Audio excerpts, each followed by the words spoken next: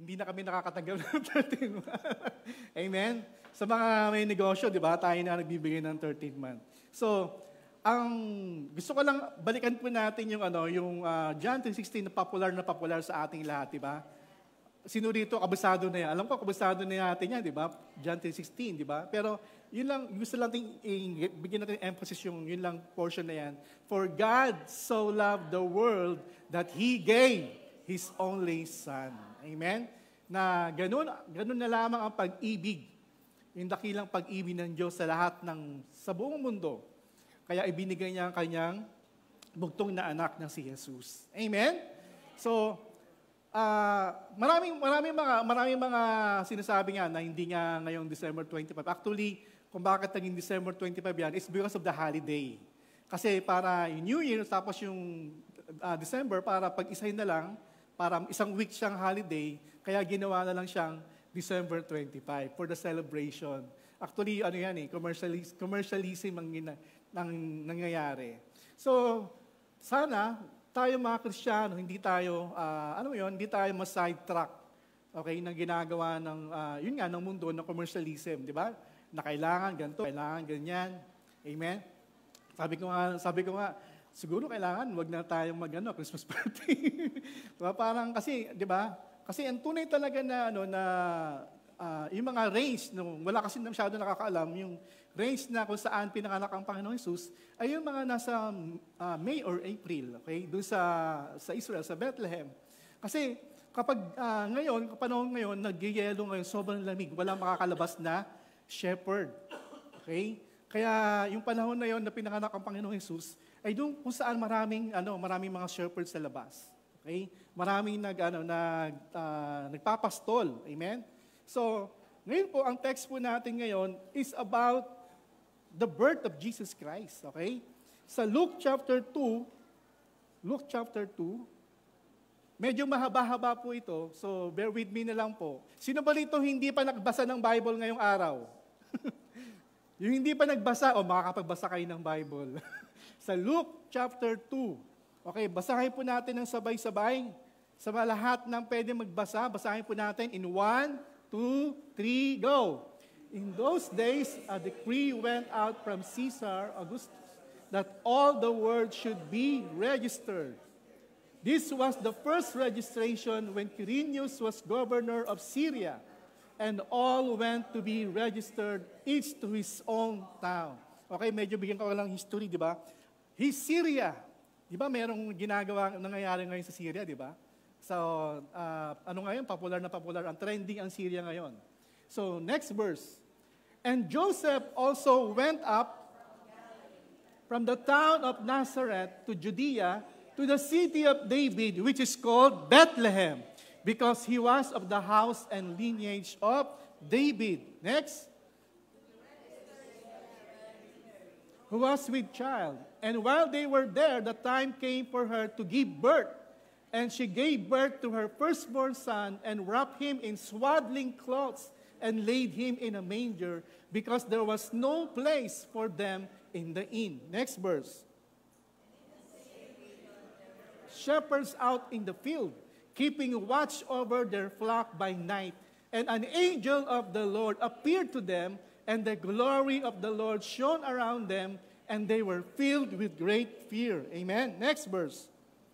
And the angel said to them, Fear not, for behold, I bring you good news of great joy that will be for all the people. For unto you is born this day in the city of David a Savior, who is Christ the Lord. Next verse. You will find a baby wrapped in swaddling cloths and lying in a manger. And suddenly there was with the angel a multitude of the heavenly host, praising God and saying, in the highest and on earth peace among those with whom he is pleased. When the angels went away from them into heaven, the shepherds said to one another, Let us go over to Bethlehem. See this thing that has happened, which the Lord has made known to us. And they went with haste and found Mary and Joseph and the baby lying in a manger. Verse 17. that had been told them concerning this child, and all who heard it wondered at what the shepherds told them. Okay, last. But Mary treasured up all these things, pondering them in her heart, and the shepherds returned, glorifying and praising God for all they had heard and seen as it had been told them. Okay, let us pray. Lord, thank you, Father God, for today. Salamat, Panginoon, sa pagkabasa ng iyong mga salita. Dalangin po namin, O God, hingahan mo, Panginoon, ang mga salitang ito. At Lord, ikaw pa ang magdagdag ng mayamang kapahayagan, Panginoon. Thank you, Father God. Dalangin po, Panginoon, gamitin mo ang iyong lingkod upang magpahayag na iyong salita, Panginoon, ng gospel, na mabuting balita, Panginoon, sa araw na ito. Ikaw lamang, Panginoon, ang maitanghal at maluwalhati, O Diyos. Ang salita mo lamang ang lalabas sa aking bibig, Panginoon. We thank you, Lord, that you will anoint our hearts, anoint our ears, anoint our eyes, O God, to see your revelation, O God, today. Maraming salamat sa iyo, Panginoon. In Jesus' name, amen. Palapakan po natin ang Panginoon. Okay, so, ngayon po, ang sabi ko nga kanina, about giving and receiving. Amen? So, next, ang unang point po natin, unang-una, the unexpected venue. Okay, makikita po natin sa verse 6. So makikita po natin, in a world that values grandeur, let us embrace humility, recognize that God's work often begins in the quiet corners of our lives. Amen? Sa mundo, laging ang sineselebrate ng Christmas, napaka-grandeur, meron ka kaming kapitbahay, talagang inilawan talaga yung buong bahay niya, talagang grabe yung ilaw, parang mall, di ba? So, as we celebrate this Christmas, hayaan natin yun, let the humility be a guiding light in our interaction. Amen? Let humility yung ating, sa ating pagkikipagrelasyon, pagkikipagkapwa natin. Amen? Amen po ba? Yung as we pursue, ano may mga bagay na pinupursue po natin ngayon. Amen? Especially sa next year. Amen? Kailangan po, magkaroon tayo ng yung humility be our guiding light. Amen? Amen po ba? Kasi ang Panginoon Jesus, yun ang pinakita niya sa atin. Amen? Pinakita ng Diyos sa atin na ang Panginoong Jesus ay ipinanganak na kung saan doon sa sa kulungan ng mga hayop. Amen. At siya ay nilagay doon sa kainan ng mga hayop, yung sabsaban na kung tinatawag. Amen. Doon sa pinakamadumi, sa pinakamadilim. Amen. Amen po ba? Kung papansinin niyo yung ilaw, yung guiding light na tinutukoy niya na parang tala, na kung saan, yun lang ang nagsilbing ilaw nila para doon lumiwanag kung saan siya ipinanganak. Amen? Amen po? So, mga kapatid, okay, sa Kapaskuhan ito, mga kapatid, okay, let humility be our guiding light in this season. Especially hanggang sa next year. Amen? Amen po ba? Na sa pakikipag-interact po natin, sa pakikipagrelasyon po natin. Amen? Lalo-lalo na sa mga workers, sa lahat ng mga empleyado. Amen? Ito yung panahon na kung saan tayo po ay let the humble heart, amen, ay siyang maghari sa atin. Amen? Amen po ba? Kasi kapag hindi natin, hinayaan po natin, amen, na hindi makita ang humility po sa atin, ano mangyayari? Laging magpapayabangan, laging magpapataasan, amen? So, hindi maayos ang mga relasyon sa pamilya. Amen? Ito yung panahon na kung saan na kailangan mo magpatawad. Amen? Amen po? It is the season for forgiving. Forgive yung mga kapatid mo or mahal mo sa buhay na may nagawa sa'yo. Amen? Amen po ba? Parang tahimik tayo lahat ngayon. Amen? So, ito yung panahon na kung saan magpatawaran, amen, at humingi ng tawad. Okay, hindi lang forgiving, but we should ask forgiveness. Hindi na issue yung kung sino yung tama o mali eh. Amen? Ito na yung panahon para lahat ay magpatawaran. ask for forgiveness. Amen? Kung gusto po natin maging maayos ang ating pamilya, amen? Maging maayos ang ating mga community, amen? Maging tayo po ay magpatawaran sa isa't isa. Amen? Amen po? Kasi po, when we say that Christ living in us, and therefore humility is also in us. Amen? So in this season, makita po yung sa ating lahat, yung humility na yan. Bilang mga, especially if we are called Christians, amen? Yung Christ, amen, ay nasa pangalan po natin. So, mahalaga po na makita po yun sa atin. Amen? Yung humble heart. Sabihin mo nga, humble heart. Humility. Amen? Okay? So, next. Ano lang tayo ngayon? Mabilis lang po tayo ngayon. Huwag kayong Okay. Sa verse 7, just as God embraced our humanity in the manger, let us embrace one another with empathy and compassion. Amen? Ito yung panahon, reach out to those in need. Amen? Alam mo, last time nakakatawa doon sa isang, kasama rin natin sa church, na first time nila makatanggap ng ham. Okay? So tuwang-tuwa sila kasi sa buong buhay daw nila, hindi sila nakatanggap ng ham. Nakakain ng ham. Amen? So, alam mo, nakakatuwa, no? Kung ito yung panahon, okay, again, let us be the answered, amen? Be the answered prayer for those who are in need. Amen? Amen po ba? Kasi ngayon marami nangangailangan eh. Kung tayo po ay kumbaga marami naman tayong sobra. Amen? This time, hindi yung mo na nga yan eh, kapatid mo na nga yan, kakilala mo na nga yan, di ba? Tama na yung dahil taga-rema, binibigyan mo. No. It's time for to reach out for those hindi mo kakilala. Amen? Yung kapitbahay mo na hindi mo alam ang pangalan. Amen? Amen po ba? O even kamag-anak mo na hindi mo pa nakikita. Nakamag-anak mo pala. Reach out for those in need. Nangangailangan sila. Amen? Amen po ba?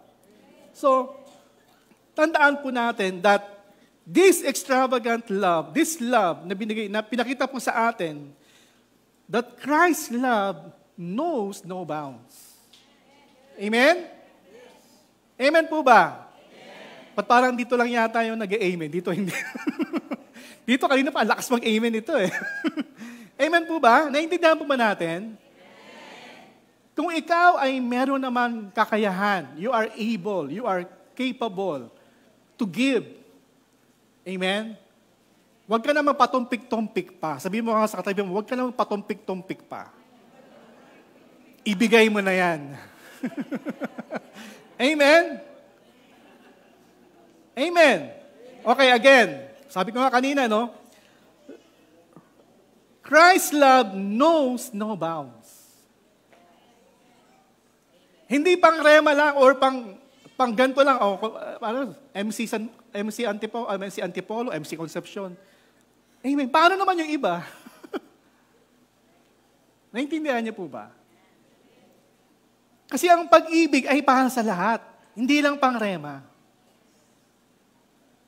Bibigyan ko to ng grocery kasi namin to eh. Di ba? Alam mo yun, kasama namin sa Bible study.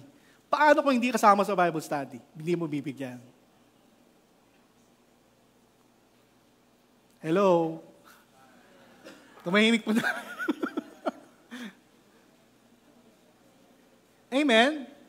Again, napakarami ngayon, nangangailangan. Di ba? There are so many people are in need today. Kung tayo po ay pinagpahala ng sobra-sobra, why not give it away? Amen? Amen po ba? Sabi ko nga sa inyo kanina, di ba? Giving. Amen? So, this Christmas, sabi mo nga sa katabi mo, this Christmas, Let our actions reflect the humility of the manger. Amen? Alam mo, nakakatawa nga yung tumanggap kina Joseph, di ba? Kay Joseph and Mary. Kasi tinanggihan sila ng lahat, di ba? Pero itong tumanggap sa kanila, pinayagan silang makapasok doon para maisilang ang ating Panginoong Jesus, baby Jesus. Amen? So, mga kapatid, maraming ngayong kumakatok sa ating mga tahanan, sa ating bahay. Amen? Katulad din ng the first family, may pangangailangan sila. Kailangan nilang matutuluyan, kailangan nilang makakain. Sana po wag tayo maging bingi sa mga kumakatok sa ating mga bahay, sa ating mga tahanan, o kumakatok sa iyong mga puso. Amen? Hello? So yun po, di ba? Ito yung panahon ng pagbibigay. Sabihin mo nga sa katabi mo, panahon ito ng pagbibigay. Amen, next. Okay. Sa John 3:16, binasa natin kanina yan, di ba? As we contemplate the manger scene, we encounter the ultimate gift. Sino yung ultimate gift? Jesus Christ, the Son of God, wrapped in swaddling cloths. This is the gift of salvation offered to all who believe. Amen? In this humble birth, God unfolds His plan of redemption. Amen? Kung bakit siya may pinanganak dito, hindi pa yun ang talagang plano. Amen? Simula pa lang po yun, di ba? The manger becomes a symbol of God's love reaching out to humanity in its brokenness and offering the gift of eternal life. Amen? Yun po talaga. Amen. Sabi nga before ni Pastora, di ba? Ang pinaka-importante, yung Pasko ng pagkabuhay. Kasi nabuhay ang Panginoon nung siya ay namatay sa krus. At siya yung muling nabuhay. Yun talaga ang pinaka-importante, pinaka-mahalaga, di ba? Yung Pasko ng pagkabuhay. Pero, siyempre, mahalaga din to mga kapatid. Siyempre, ito yung simula eh. Amen? Amen po ba? Na kung saan ang Panginoong Jesus ay nagpakumbaba para sa ating lahat. So, again, the manger becomes a symbol of God's love reaching out to humanity in its brokenness and offering the gift of eternal life. Amen? Okay, basahin natin ulit. Okay, para hindi natin malimutan. Anong sabi dyan? Basahin natin. For God so loved the world that He gave His only Son. Amen? So, ito yung naka-encapsulate yung itong katotohanan natin dito sa binasa natin, di ba? Di ba sabi doon, that whoever believes in Him shall not perish but have eternal life. Amen? So, tingnan po natin mga kapatid. Itong gift na to, si Jesus Christ ay binalot. Okay? It's a symbol of, di ba, regalo, di ba? Binabalot ang regalo. Amen? It's a gift that brings, forgiveness, a gift that brings hope, and everlasting joy, and everlasting life. Amen? So, higit sa lahat sa mga bagay, na mga material na bagay na pwede nating maibigay, amen, si Jesus ang pinakamahalaga, ang pinaka-importante na pwede nating maibigay sa tao. Amen? Hindi yata nakuha eh. Amen? Naintindihan po ba natin? Higit sa lahat ng material, ng mga niregalo po natin, amen? O mga bagay na yan, amen? Mahalaga na si Jesus, amen, ang maibigay po natin sa ating kapwa, sa ating mga mahal sa buhay, sa ating pamilya. Amen? Because that gift brings forgiveness, brings hope, brings everlasting joy, brings everlasting life. Amen? Kasi ang pera, sandali lang po, mauubos din po yan. Amen? Material na bagay, masusunog po yan. Pero kung ibibigay po natin yung extravagant gift, and that is Jesus Christ, sa ating kapwa, yun po ang mahalaga, ang pinaka-importanteng regalo na maibibigay po natin sa ating mga mahal sa buhay o kapwa natin. Amen? Nung nagkaroon kami ng Christmas party itong this week lang. So nagkaroon po tayo ng opportunity na makapag-share. So nandun din yung ibang mga mga tao dito, yung mga may guests po kami, sila yung mga nag-judge. So sila yung mga parang source namin outsource po namin sa aming business. So in a way, na-sharean, yun talaga ang purpose ko yung mga bisita po na, ma-sharean sila ng gospel. So, ito yung panahon na kung saan, if we have the opportunity, especially if you are the boss, sabihin mo nga, if you are the boss, sabihin mo sa katabi mo, you have the capacity, you have the power, you have the authority to share the gospel. Amen? Kaya, naalala ko, nung ako yung nag-OJT sa Manila Plastics Plant, kasi ang boss ko, nagba-Bible study, wala kang magawa. Amen? Kailangan ko umatay ng Bible study. Kasi siya yung boss di ba? So, ganun din. So, if you have in the position, grab mo yung opportunity na yun, mga kapatid. Amen? Ito yung panahon para ibigay, i-share the gospel. Amen? Ibigay mo yung pinakamahalagang regalo na pwede mong maibigay ngayong Pasko. At yan ay sino po yun? Si Jesus. Amen? Amen po ba? So, ano ang gagawin po natin? Amen? Pag sinabi natin, binigay sa atin ng Panginoong Jesus, anong gagawin po natin? Amen? So, this Christmas, the divine gift is extended to you. And anong gagawin po natin? Receive Jesus into our hearts. Amen? We have to acknowledge Him as the Savior who brings forgiveness and new life. Embrace the transformative power of God's love and let the light of Christ brighten your life. Amen?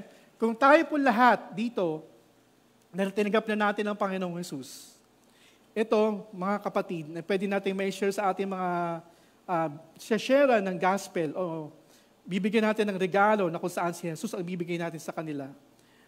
Amen? Sabihin natin sa kanila na itong tinanggap nila ang magbibigay sa kanila ng bagong buhay. Amen? Bagong buhay na kung saan na ito yung may kapangyarihan to transform their lives. Amen? From poverty to prosperity.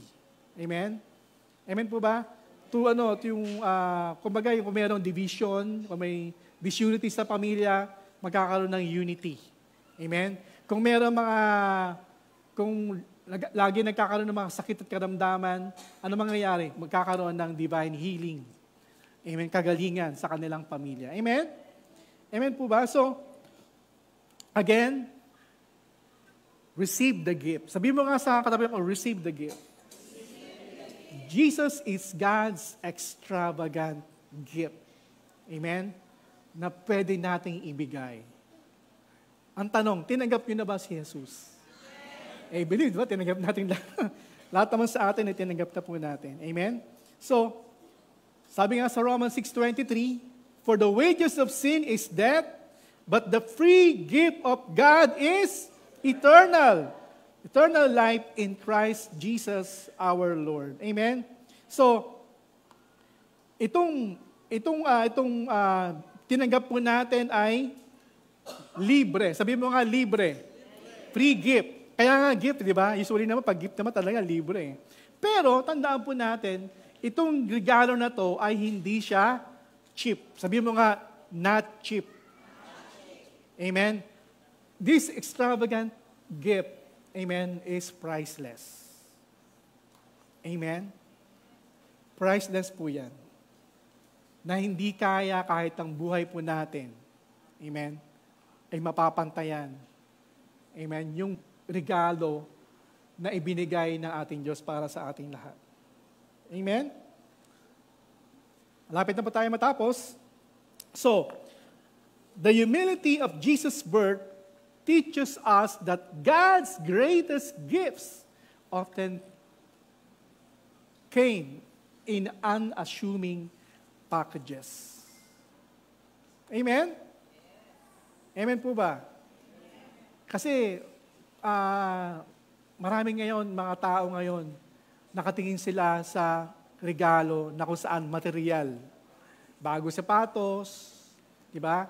Bago, ano ba? Lahat ng bago. kasi bago magbagong taon, gusto nila bago lahat, di ba? Bago asawa. Amen? So, ito yung panahon, amen, na tandaan po natin, si Jesus talaga, ang pinakamahalaga, matatanggap po natin ngayon. Amen? So, as we celebrate today, as we celebrate Christmas, let the humility of the manger shape our lives. Amen? May the unexpected and the humble be sources of inspiration. Again, may the unexpected and the humble be sources of inspiration, guiding us to embrace humility, show compassion, and receive the divine gift with open hearts. Amen? Itong Pasko na ito, mga kapatid, again,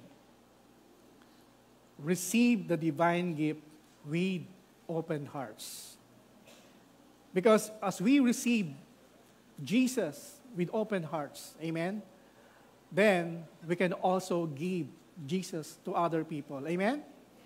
Amen po ba? Because we cannot give what we do not have. Amen? Kaya mahalaga na nasa atin na, tinanggap na natin ang Panginoong Yesus. Kaya mga kapatid, tandaan po natin, gifts are responsibilities. Amen? Gifts are, sabihin mo nga, gifts are responsibilities. Okay? Sabi ni Anthony Robbins, life is a gift and it offers us the privilege, opportunity, and responsibility to give something back by becoming more. Amen? So, tayo mismo tayo po ay regalo din po. Kasi nga, ang buhay na to ay regalo. Sa ating iglesia, di ba? Yung ating pastor, siya yung gift. Siya yung gift sa atin. Amen? So, if we will not receive the gift o yung pastor sa buhay po natin, okay, mahalaga po ito mga kapatid kung ang pastor ay hindi natin tatanggapin, her anointing or his anointing will not, hindi siya magpo-flow sa atin. Amen? That's why mahalaga pag, if you will call a pastor, amen, hindi lang you are not just respecting her or him. Why? Because when we say pastor, you are also receive the gift. You are receiving the gift. His anointing, her anointing. Amen? Ganun po yun. Hindi lang basta parang respeto, no. When we say pastor, you also receiving the gift. The gift of His anointing, of His, lahat po ng lahat ng dumadaloy po sa Kanya. Amen? Amen po ba? Ganun po kahalaga yun. Same thing with the Father. Amen? Hello, mga kabataan. Amen? Karamihan sa atin, hindi na tinatawag ng daddy o ama yung kanilang mga tatay. Hello? Iba na tawag, di ba? Alam nyo, mahalaga, tawagin nyo lagi ama o tatay o daddy, yung tatay nyo. Bakit? Ganun din. Father is a source. Amen? If you will not call your father a father, ano mangyayari? Yung source, Hindi dadaloy. Hindi ka magkakaroon. Amen? Amen po ba? Amen po ba? So, pastor, father is a gift. A teacher is a gift. Amen? Amen po ba? If we not acknowledge, meron dito mga kapapasalan ng mga teacher. Congratulations sa ating mga teachers. Teacher is also a gift. Amen? If we will not call them teacher, amen, ano yung mga knowledge, di ba? Yung mga, lahat ng mga tinuturo niya, di ba? Hindi niya magdadaloy sa atin, it will not flow. Amen? Amen po ba? Okay, tandaan niyo mga kapatid, life is a gift. Ano man yung katayuan mo ngayon, ikaw ay regalo. Amen? Regalo ka in a sense na kung saan ka pumunta, amen, mahalaga ka, importante ka sa kanila. Amen? Amen po ba? So katulad ng Panginoong Jesus, amen, na kung saan pinakita niya yung siya yung regalo na binigay po sa atin. That's why kung tayo po ay sumasampalataya sa ating Panginoong Jesus, katulad din ni Jesus, sapagkat if we are follower of Christ, ganun din tayo. Amen? Amen? When we imitate Christ, amen, ganun din po mangyayari po sa atin. Kung paano mo ini-imitate or ginagaya or something na parang wino-worship. Amen? Amen? Kapag ikaw ay nag-worship, ano nangyayari? You are looking unto this person or looking unto this God. Amen? And ano mangyayari doon? Just to give you an example, di ba yung sun, amen, tapos yung moon, ano mangyayari? Yung moon, wala naman siyang ilaw talaga. But every time that moon ay nakatapat sa araw, ano mangyayari sa moon? Ano nangyayari sa moon? Nagliliwanag siya. At yung moon na to ang nagbibigay liwanag paggabi. Amen? Ganon din po sa atin mga kapatid. If we will acknowledge our life, this eternal life na binigay po sa atin, if we are beholding unto Jesus, we will become the light. Amen? Magiging ilaw po tayo. Magiging ilaw po tayo sa mundong madilim. Amen? And you have to acknowledge that. We have to appreciate that. Amen? Amen po ba? Sapagkat ang mundong ito ay padilim na ng padilim. Amen? At it's high time to shine our light. Amen? Amen po ba? So, as our gratitude to God, we should share the extravagant gift that we receive because God wants everyone receive this gift. And that is the gift of salvation. And that is our responsibility, mga kapatid. And I hope and pray next year, amen, wag tayong maging secret agent. Amen? Ano yung secret agent? Ano yung secret agent? Mga secret Christian. Amen? Kapag Sunday, Christian. Pero pag Monday to Saturday, secret agent. Amen? Di ba pag secret agent, hindi mo alam kung ano siya, di ba? So gano'n, dapat wag tayo maging secret agent next year. Amen? So, mga kapatid, although marami mga tao ngayon ay hindi nila maunawaan yung pinagsasabi po natin ngayon, tandaan po natin, talagang magkakaroon talaga ng conflict.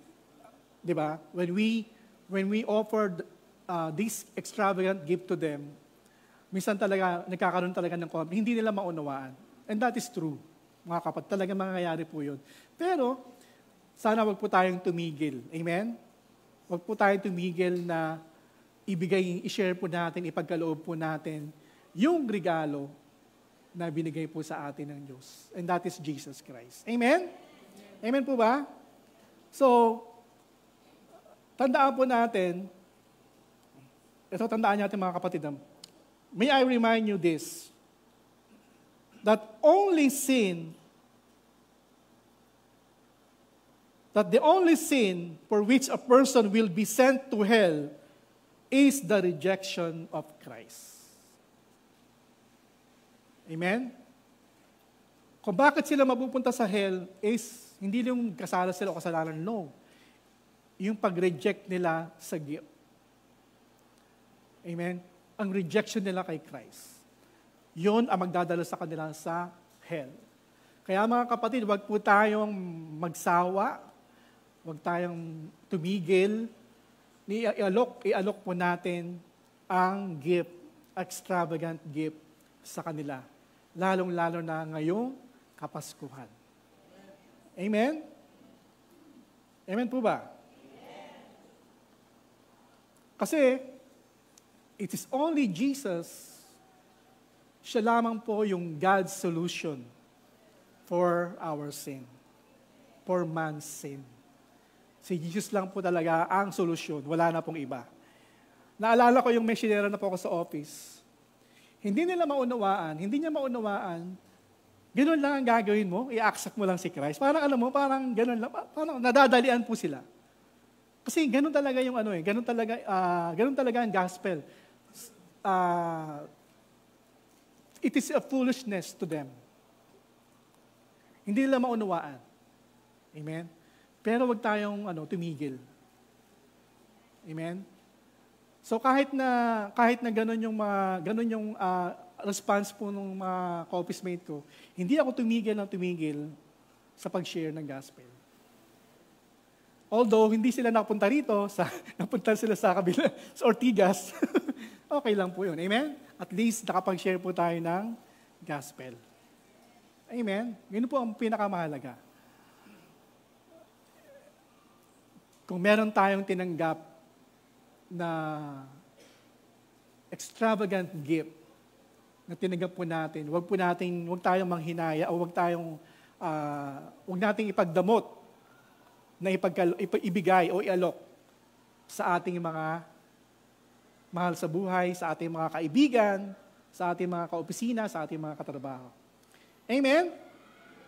Amen po ba? At lalo na ngayon mga kapatid, unfortunately today, there are a lot of people today, they are too smart to their own good. Diba? Masyado silang matalino eh. So, hindi nila maunawaan yung simple na sinasabi po natin na God provided for a solution, salvation for us, and that is Christ. Marami ngayon hindi maunawaan. At lalong-lalo na darating pa ang panahon, even the elect, or even yung mga believers, amen, ay pwede silang mag-backslide. Amen? So I hope hindi natin tawag dito, hindi tayo dumaan doon. Amen? So, meron po ba tayo natutunan ngayong araw na ito? Amen? So, in-invite ko yung worship team.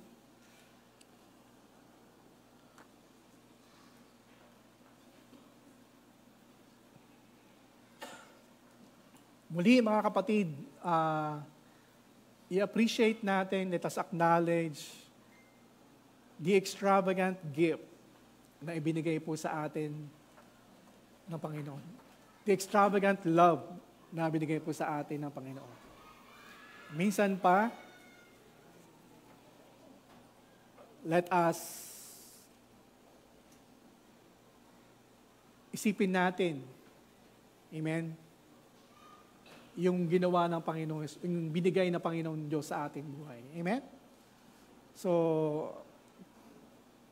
tayo po ay magpuri sa Panginoon. Tayo po ay muli sumamba sa Panginoon.